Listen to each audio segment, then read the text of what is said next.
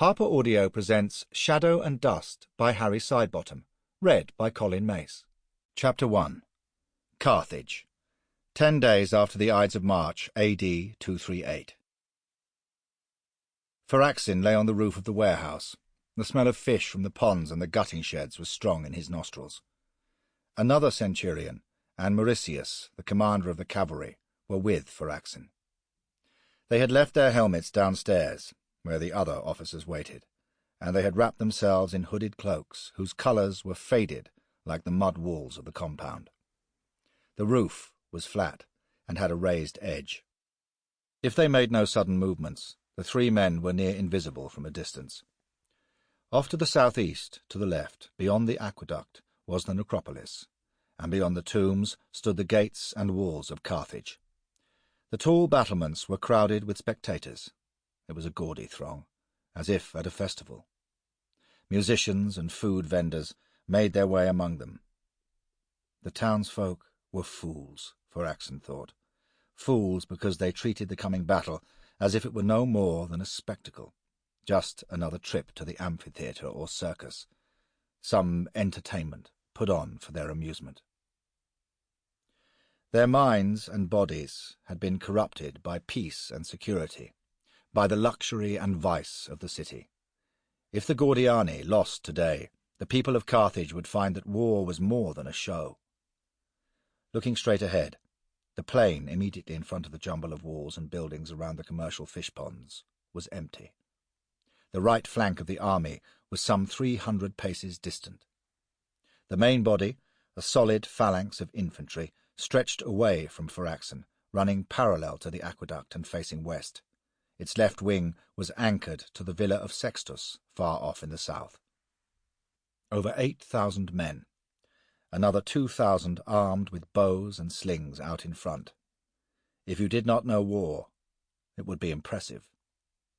It was more than a quarter of a century since Pharaxin of the Maximinus had left the mountains of Mauritania to join the army of Rome.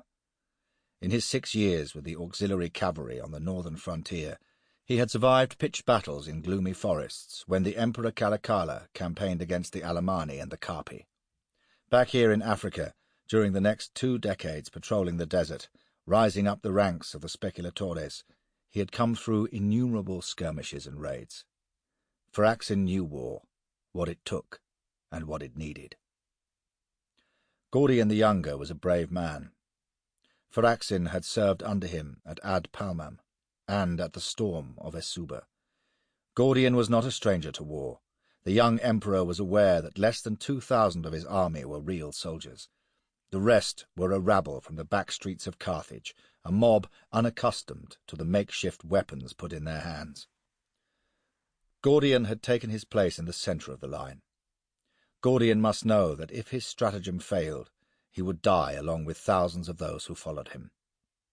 The death of his father and co-emperor, Gordian the Elder, who watched from the gates, would follow not long after. Pharaxin himself would be unlikely to survive. Pharaxin's dreams had not been good, not since the Gordiani had been proclaimed emperors, not since he had renounced his military oath to the Emperor Maximinus Thrax. Last night he had dreamt that he was again in Mauritania. He had been riding through the lowland winter pastures of his tribe, hunting ostrich. He had worn a loose, unbelted tunic and carried 3 javelins and a shield, with a long knife strapped to his left forearm.